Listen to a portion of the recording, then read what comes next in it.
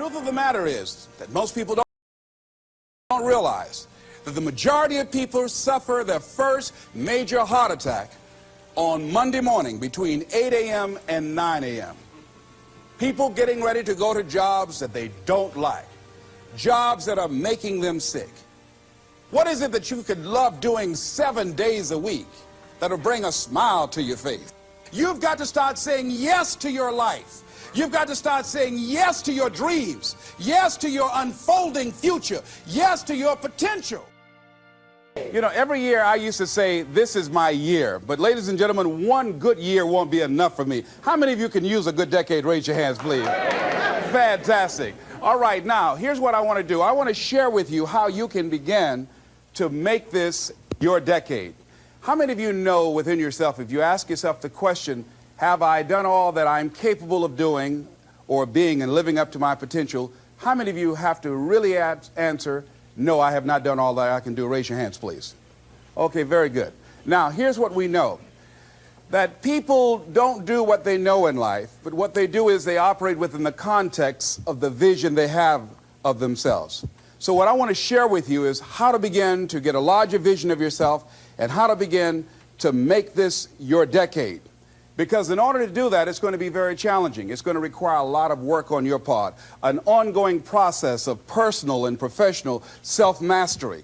And it's going to require that you begin to see yourself worthy of the requirements in terms of effort, in terms of commitment, in terms of action, in terms of preparation, or whatever it is that you need to do in order to take your life where you want to take it. So one of the first things I ask you to do is I want you to look at your life right now. And think about something that's important to you, something that gives your life a sense of value. Think about something that you'd like to have, or something you'd like to create for you or your family or for society. I want you to hold this thought in mind. Now, one of the first things I want you to do is don't worry about the inner conversation that you're going to have. Don't worry about how you're going to do it. That's going to come. You're going to develop a plan of action. You will find the way. You'll become the kind of person that can attract the people, the resources, and everything you need in order to make that become reality. But I want you to be mindful of your inner conversation. I remember once I was sitting in an audience and Zig Ziglar, who I consider one of the greatest motivational speakers on the planet, he was giving a speech. And I was out in the audience and I saw him going back and forth, and within myself I said, I'd like to do that. I can do that. And I leaned over to the guy next to me. I said, how much do they pay him to do that? And he said, $5,000. I said, I know I can do that. And I admired him. And then on the way home, when I was driving from Tampa, Florida, back to Miami, Florida, my inner conversation kicked in. And it said, Les Brown, you can't do that. You don't have a college education. Les Brown, you can't do that. You don't have the money. You don't have the contacts. You've never worked for a major corporation. What makes you think that you can make more in 1 hour talking than you've made working for a whole month? Now, I want to ask you a question. How many of you have ever thought about something you wanted to do and you talked you out of it? Raise your hand, please. That inner conversation, ladies and gentlemen, is the reason that most people take their greatness, take their ideas to the graveyard with them. You know, the wealthiest place on the planet, a minister said recently, and it was so true, is not the gold mines in the various areas of the world or the diamond mines. The wealthiest place on the planet is the graveyard.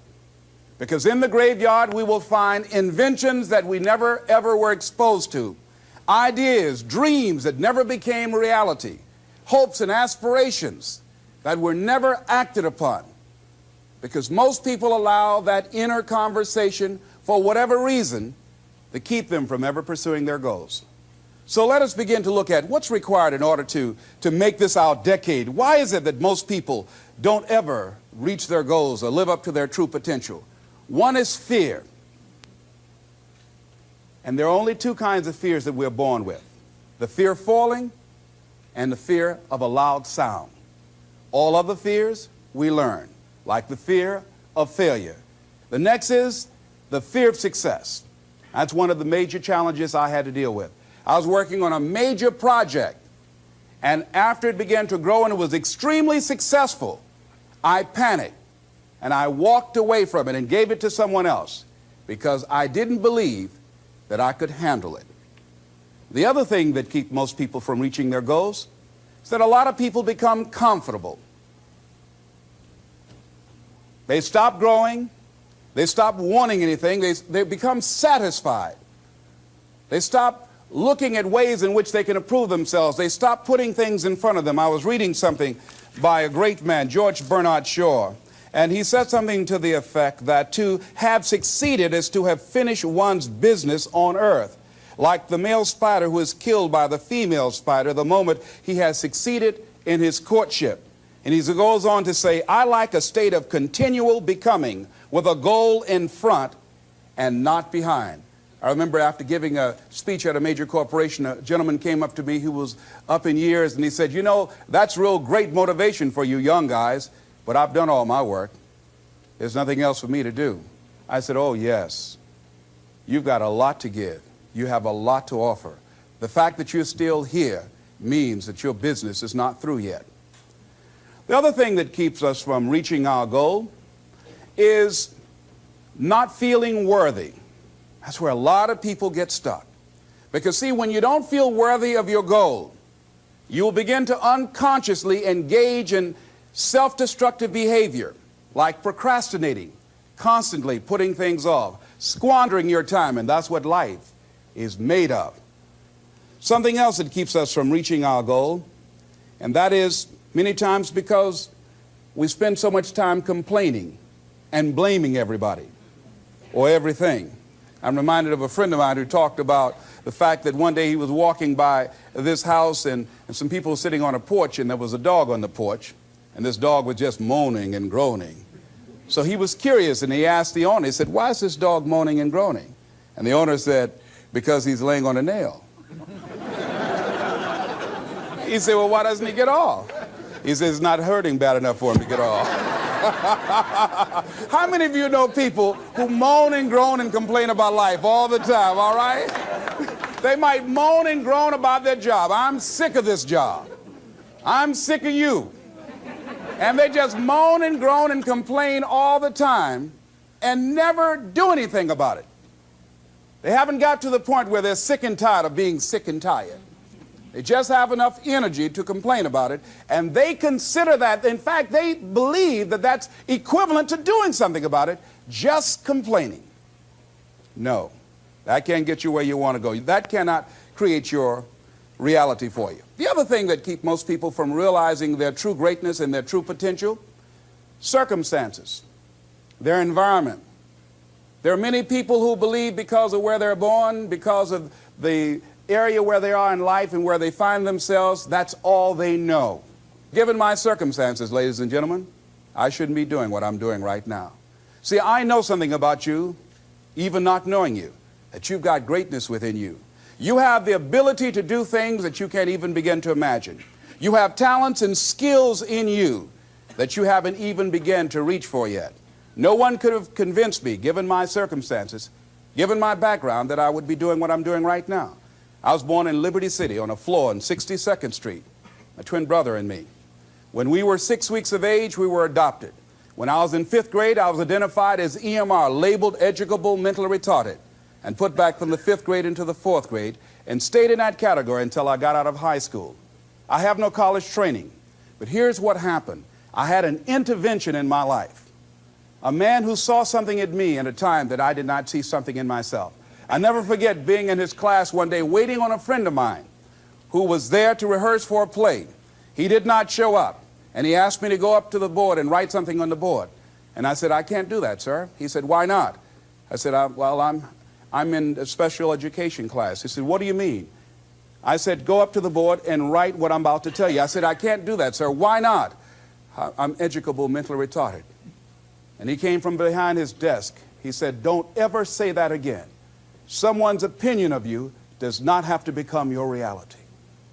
And that changed my life. It was Oliver Wendell Holmes who said that once a person's mind is expanded with an idea or a concept, it can never be satisfied to going back to where it was. So some of you are going to experience a breakthrough. Some of you are going to go back and look at your dreams and brush them off. Some of you are going to begin to look at yourself and say, hey, look here, I know I have not done all that I can do.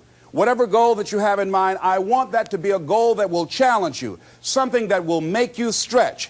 It was Osborne who said, unless you attempt to do something beyond that which you've already mastered, you will never grow. What is it that you looked at some point in time and you decided that you couldn't do it, that you talk yourself out of it?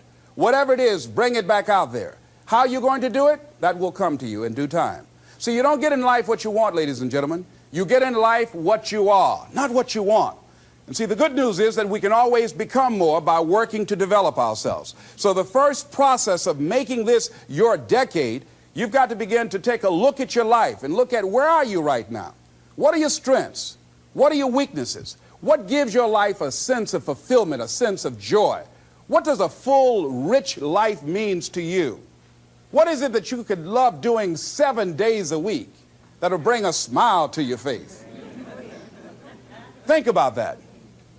In all the areas of your life, your professional life, your personal life, your family life, your spiritual life, what is it that you'd like to have? Once you begin to determine that, that takes you to the next step.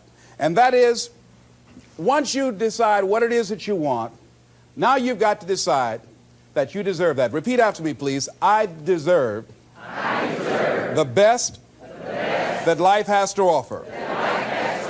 I deserve to find my purpose in life. Shake somebody's hand on your right and left and say, find your purpose.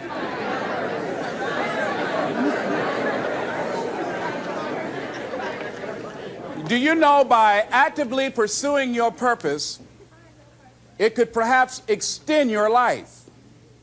The number one killer in this country of all the diseases we have, heart disease. That's the number one killer. And if you ask most people, when is it that the majority of people have their first major heart attack? Some people will tell you as a result of obesity, or smoking cigarettes, or high cholesterol, or high blood pressure. And all of those are contributing factors. However, the truth of the matter is that most people don't realize that the majority of people suffer their first major heart attack on Monday morning between 8 a.m. and 9 a.m. People getting ready to go to jobs that they don't like, jobs that are making them sick. You see, when you're not pursuing your goal, you are literally committing spiritual suicide. When you have some goal out here that you're stretching for and reaching for that takes you out of your comfort zone, you'll find out some talents and abilities you have that you didn't know you have. I started speaking just to elementary school kids because I knew they didn't know what I was talking about. And they gave me all kind of standing ovation. We like you, yeah. Then I graduated up to junior high school and then to senior high school and then to various community groups and church groups and civic associations and then to colleges and to businesses. Now I'm traveling across the country and then traveling nationally and internationally. But I never would have discovered what I'm able to do right now if I wasn't willing to take a chance. And you've got to be willing to do that. You've got to believe in yourself. I was doing work for a major corporation and they were having a major downsizing. Just another terminology for major firings. And so the people that were working there, they approached them and said, listen, you are eligible for early retirement. We will give you a buyout package of $300,000 if you take it within this time frame. However, after this time frame, when we have the downsizing, you might be among the people cut and you will lose all of the benefits that we're talking about right now, and the most you can get is 2 weeks severance pay. Ladies and gentlemen, only 50% of the people that were eligible took this. Let me tell you something. If I'd been there, I'd have gone to ask for your check. Listen, Marvin told me to get his check. He's home with his mama.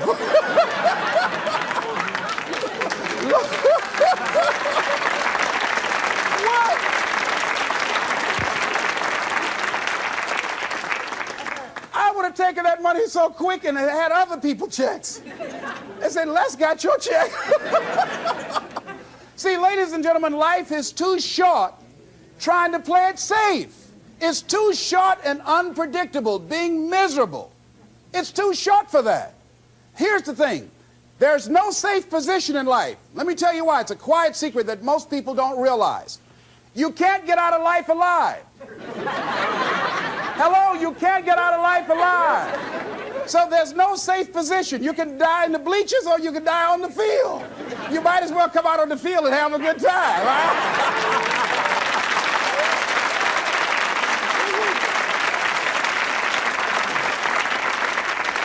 So if you want to make this your decade, you've got to decide to be bold.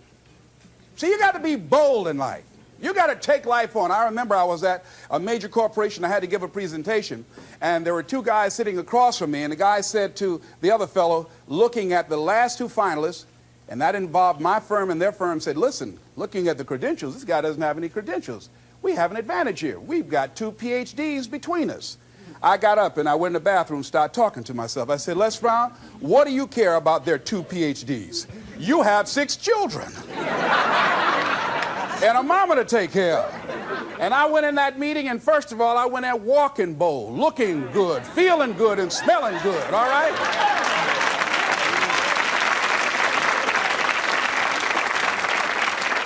And I sat across that table and we started negotiating, and I operated in a spirit of absolute certainty. I looked at them as if the only reason that they were born was to give me that contract. They survived 1 out of 9 million sperms to carry out this transaction. And I got the contract. Hello.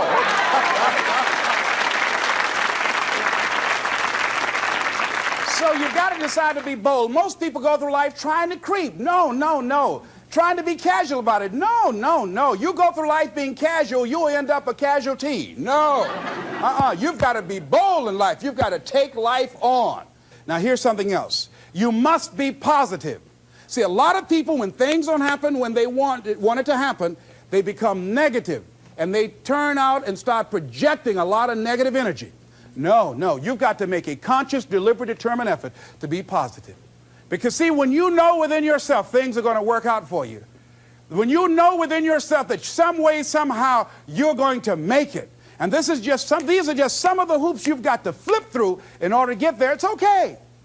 Have a friend who went to get a job, and the people didn't hire him. He was so negative. Well, hey, to hell with you then. Oh, wait a minute. They just don't have a job today. Don't burn your bridges behind you. Don't talk about the guy's mama. Come on. All right? Oh. Now, here's the last thing.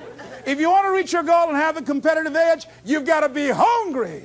A lot of people love me to tell this story. When I got out of school, you know, my first major goal was to buy my mother a home, and my hero in broadcasting was Paul Harvey, and I wanted to become involved in broadcasting, and I loved the disc jockeys that were on the air, and I wanted to become a disc jockey. And Mr. Washington said something to me that I'll never forget, who was my mentor in high school. Repeat this. Whitney Young is his quote. It's better to be prepared, for an opportunity, and not have one, than to have an opportunity and not be prepared. See, so I started working to develop my communication skills and expand my vocabulary. I started visualizing myself being a disc jockey. I saw myself on the air having a talk show and playing records and people listening to me. That was my vision. That was my dream. I held that in mind constantly. And I would practice all the time. Practice makes what? Perfect. Absolutely not. Just dislodge that from your mind. Practice only makes improvement. Perfection doesn't exist. They need to take it out of the dictionary. It doesn't exist. Practice only makes improvement. You can always better your best. You have not done your best work yet. As long as you're here, you have a chance to transcend yourself. So don't believe in perfection. It doesn't exist. It only makes improvement. So I would practice every day, every day, every day. And finally, I went over to this radio station, asked a guy for a job named Mr. Butterwall, and I said, how you doing, sir? I'd like to get a job. I was working on Miami Beach at the Fontainebleau Hotel at the time. The Jackie Gleason and the June Taylor dances were famous. And my favorite program on television, most people would not remember, John Beresford Tipton. Hi, my name is Michael Anthony. I have a check for $1 million. How many of you remember that program, all right? The Millionaire, that was my favorite program on television, you know. So this is my fantasy, you know, and every time we would drive from Miami Beach, I would fantasize, oh, that's the house. When I get my million, I'm going to buy my mother that home over there. So that's my fantasy. So I went up to Mr. Butterball, and he said, do you have any radio experience? I said, no, sir. You have any background in journalism? I said, no, sir. I said, but I can never get experience if you don't give me the opportunity. I've been practicing a lot, sir. He said, I'm sorry, we don't have any job for you. I said, thank you, sir. He didn't know my reasons for being there. My reason, I wanted to use radio as a means to earn the money to buy my mother a home. I went back to the radio station again. I said, how you doing, Mr. Butterball? My name is Les Brown. I know your name. Didn't I just see you here yesterday? I said, yes, sir. I said, y'all have any jobs here? Didn't I tell you yesterday we didn't have any jobs? Yes, sir, but I thought maybe somebody got fired or resigned. I didn't know, sir. I went the next day. How you doing, Mr. Butterball? He said, yes. And I just didn't take it personal. How you doing? So y'all have any jobs here? Didn't I just tell you yesterday and the day before we didn't have any work? Well, I thought maybe somebody died, sir. I didn't know. I went the next day, showed up like nothing was wrong, like I saw him for the first time. How you doing, Mr. Butterball? Y'all having here? He said, boy, make yourself useful. Go get me some food. I said, yes, sir. See, many times when you want more, you've got to be willing to pay your dues. So I became their errand boy. I would get their lunch and their dinner and all kind of food for them. After a while, I would take the food to them in the control room, and I would not leave until they would ask me to, and I'd watch them working the controls, and I'd memorize their hand movements. And pretty soon, they would trust me with their cars to go pick up entertainers that came into town, entertainers like Sam Cooke, Dinah Ross and the Supremes, the Four Tops and the Temptations. I would drive them all over Miami Beach in the disc jockeys' cars. I didn't have any driver's license, but I was driving like I had some.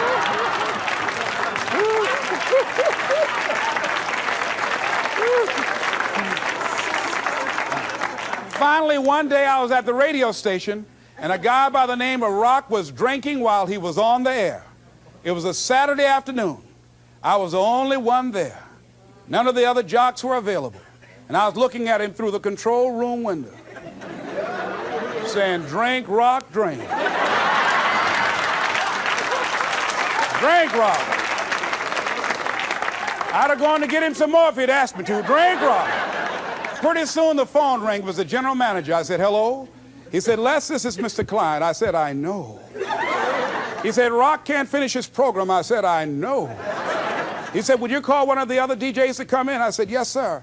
I hung the phone up. I said, now he must think I'm crazy. I called my mom and my girlfriend, Cassandra. I said, y'all come out on the front porch and turn up the radio. I'm about to come on the air.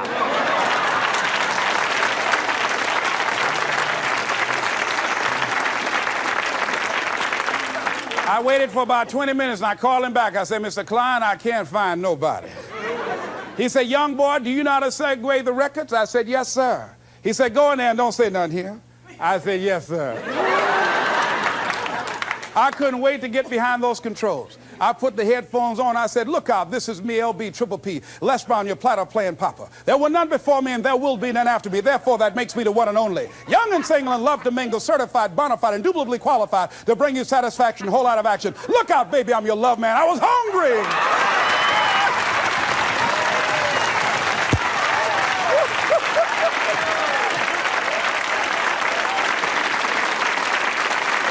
You feel better when you are able to have charge of your destiny, doesn't it? Gives you a good feel. Gives you choices. You can do more things. See, my first major goal was to buy my mother a home. I feel like Abraham Lincoln, who said, all that I am and all that I ever hope to be, I owe to my mother. And I said to my mama one day, I said, Mama, when I become a man, I'm going to buy you a home. And you won't have to go to work every day. You won't have to work. You just sit down, Mama. She was getting up, getting dressed to go to M&M cafeteria. I was just following her around. I said, watch, Mama. One day you won't have to leave here to go to work no more. It's raining outside. You won't have to go to work in the rain. You just do what you want to do. Like stay home and fix me sweet potato pie. My mama fixed the kind of sweet potato pie you can't eat with your shoes on. You have to take your shoes off so you can wiggle your toes, all right? But that was my dream. That was my passion. I saw that, and that drove me. That was my reason for being. So one of the things, in order to make this your decade, in order to reach your goals, you've got to find some reasons that make you strong, some reasons that will make you hang in there when times get rough, because they're going to get rough. It's going to be very challenging. Whenever you decide that you want to grow, whenever you decide that you want to go to another level, all hell will break loose. Everything that will happen, rather that can happen, will happen, and at the worst possible moment. They call it Murphy's Law.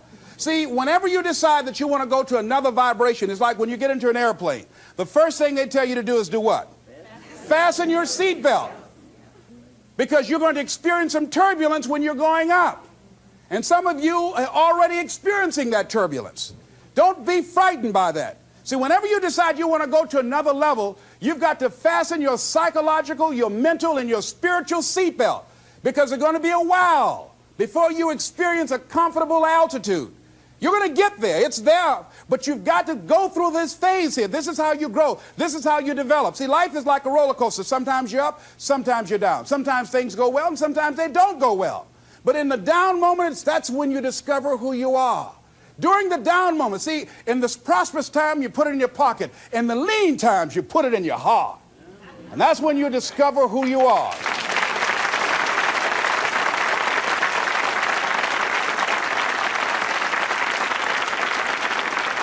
So find 5 reasons that empower you. Why is it that you deserve your goal? What are the 5 reasons that you won't give up when life catches you on the blind side? When the messenger of misery visits you, what are you going to do? What will keep you in the game when life knocks you to the canvas? See, the Buster Douglas that fought in the last fight was not the Buster Douglas that fought Mike Tyson. See, the Buster Douglas that got knocked down while fighting Mike Tyson had gotten out of an alcohol recovery center. His mother had died. His wife was ill with a terminal illness. He was considered a nothing, a bum. So when he got knocked down, Buster Douglas had a reason to get back up because he said, I'm dedicating this fight to the memory of my mama. But when he fought the last fight that he had, and he got knocked down, and he had a guaranteed $24 million in his pocket, whether he got up or not, he just said, hurry up and count me out.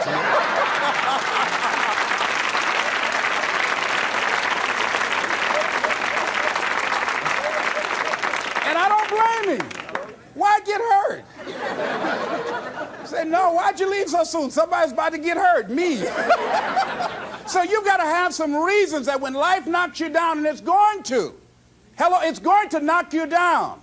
When people disappoint you, and that's going to happen. When they betray you, and that's going to happen. When they lie to you, and that's going to happen. When they say, oh, you can count on me, and they won't show up, and that's going to happen. When you want to throw in the towel and give up yourself, and that's going to happen. When life collapses on you and catch you on the blind side, it drop you to your knees and start choking you. You got a dream? No, I ain't got no dream. And that's going to happen. What reason can you remember that you can call on, that you can reach on, that can make you get back up? Find that reason. Because when life had knocked me down, I said, life, I'm doing this because I want to make my mama proud of me. I'm doing this because I want my children to have a better life than what I had. I'm doing this because all my life I've been told I'd be a loser, that I wouldn't make it. All my life I heard people say, Mamie, take them back to the welfare department. I'm doing this to make them alive. I believe, like Frank Sinatra, he said, the best revenge in life is massive success. I'm doing this so I can become massively successful. And with that kind of courage, with that kind of affirmation and reason to empower me, I got a saying that when life knocks you down, try and land on your back, because if you can look up, you can get up. All right?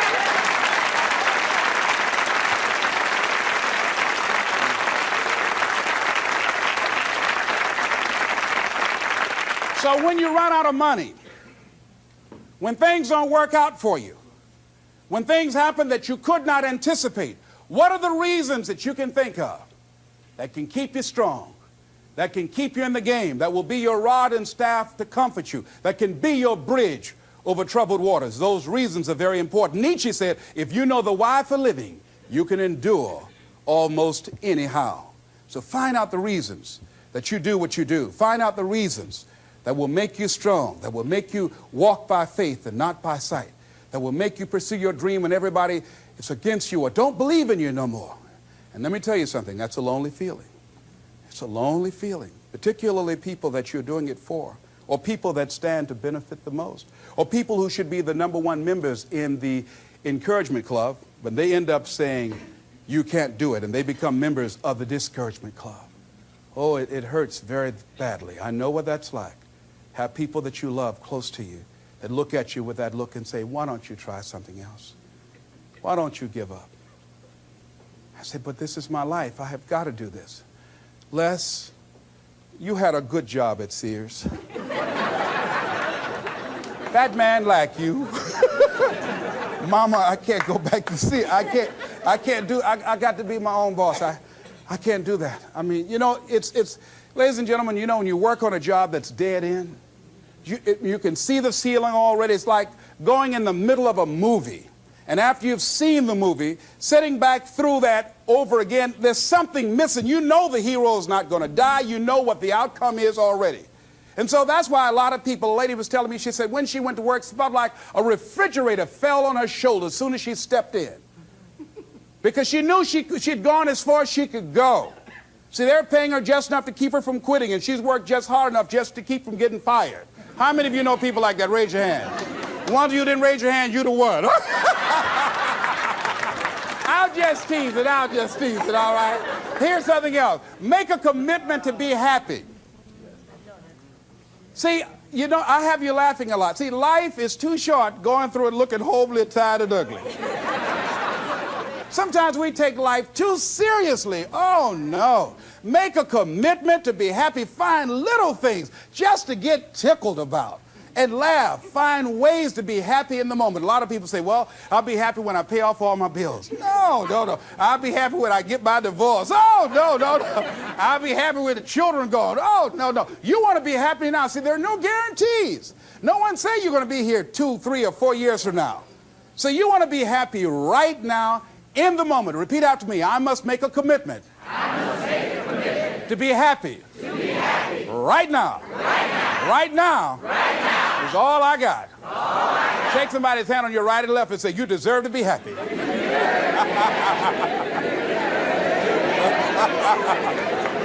Make a commitment to be happy, because life now has new meaning for you. Just enjoying the sunset, or just looking at life, or looking at nature, going for a walk. It's the little things in life that counts. Here's something else that you want to begin to do in order to make this your decade.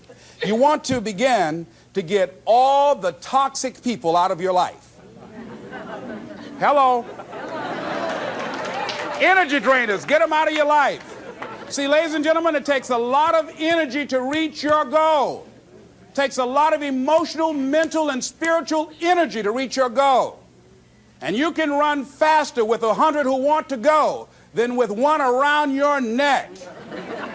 So there are two kinds of relationships. Sid Simon talks about this. Nourishing relationships and toxic relationships. Nourishing relationships are the relationships that inspire you. They motivate you. They bring the best out of you. Toxic relationships are relationships with people that always criticize you. All they can do is find fault. All they can do is just exploit your weaknesses. All they can do is remind you of the mistakes that you've made in the past. These people are bad for your health. Toxic people can run your blood pressure up. One apple can spoil a whole barrel. One negative energy drainer can spoil your whole life. I know people whose lives have been ruined because somebody wasn't good for them. See, there are some people that aren't good for you. Hello? They aren't good for you. You've got to get them out of your life. See, a lot of people put up with a lot of foolishness because they don't want to die by themselves. Here's what I believe. I believe in a one-to-a-box theory.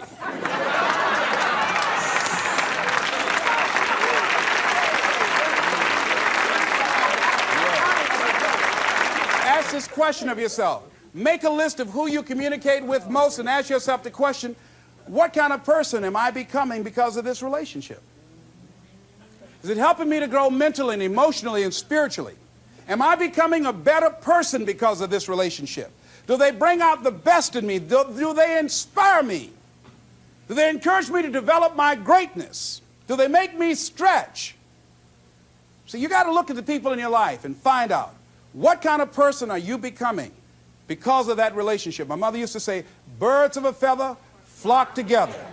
You run around with losers, you will end up a loser. Unconsciously. Unconsciously, you will pick up their ways, you will pick up their habits, you'll pick up, most importantly, their attitude about life.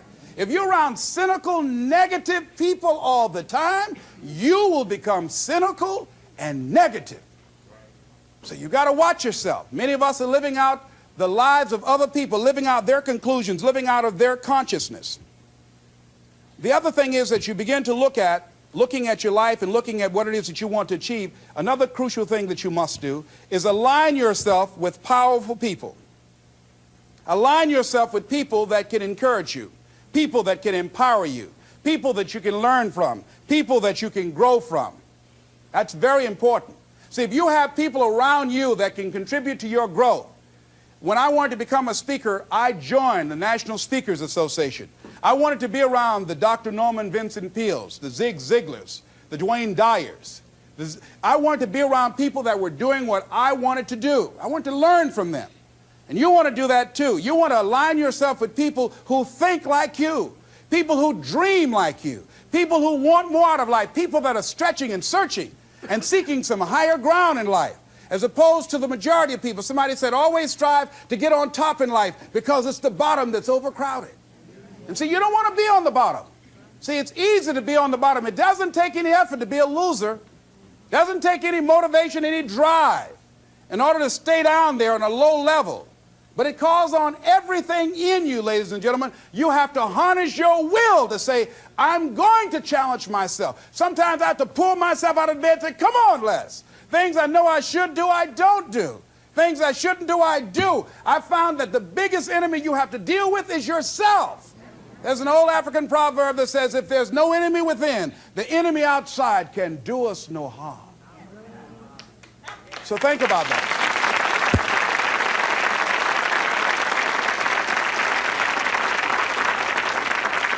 So as you begin to look toward making this your decade, as you begin to look toward making your life different, as you begin to look at yourself, you've got to redefine yourself.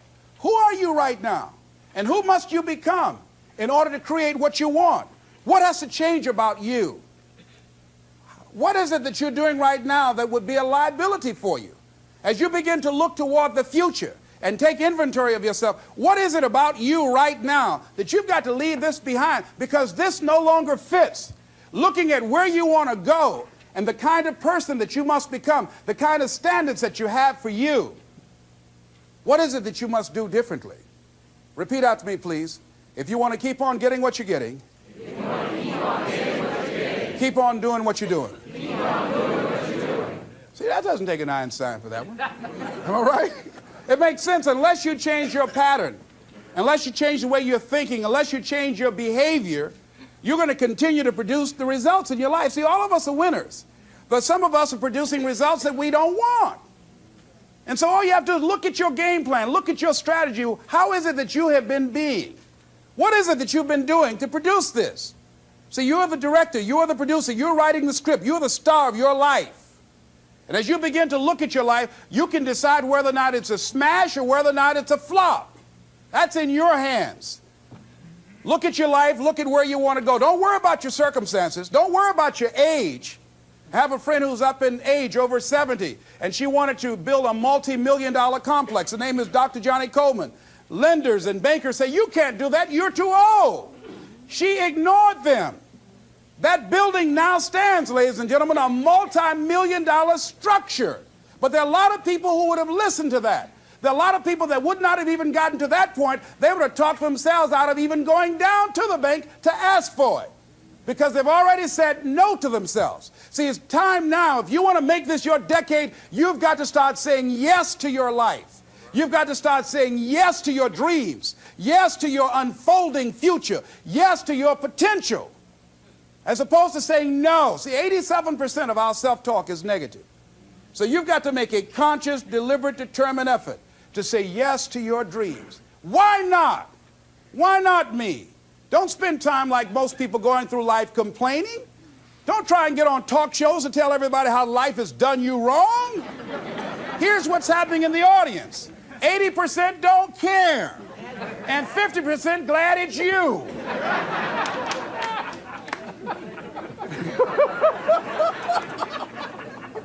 All right? So when you know that, you don't go around crying, oh, you know what they did to me? Who cares? Get away from me before they come back.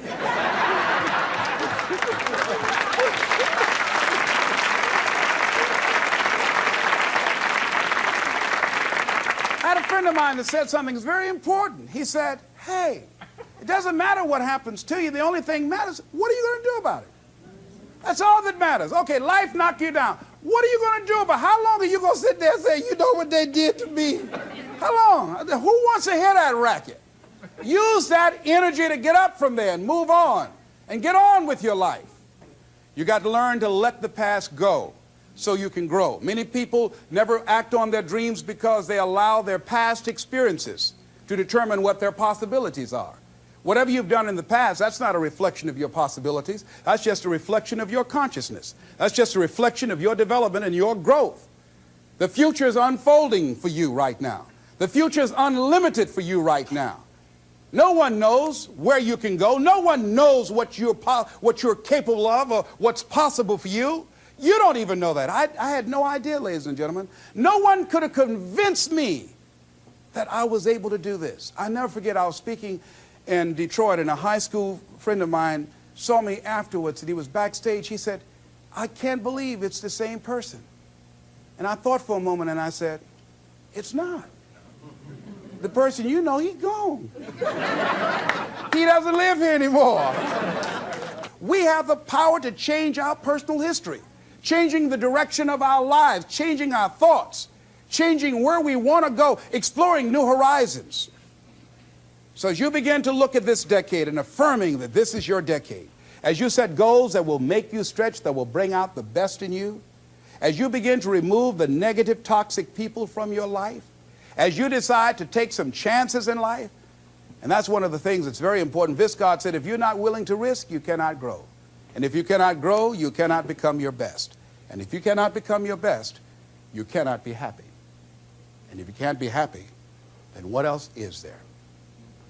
I'll never forget when I reached my first major goal of buying my mother that home. I'll never forget what it was like, and you're going to have this experience when you reach some major goal. When I drove up to the house and I got out and I gave Mama the key, and I said, "Mama, this is for you." I'll never forget the look on her face. She said, "Oh my God. No one could have convinced me when I adopted y'all that this would happen." She said, "Oh, thank you." She said, "And you, you caused me so many damn problems."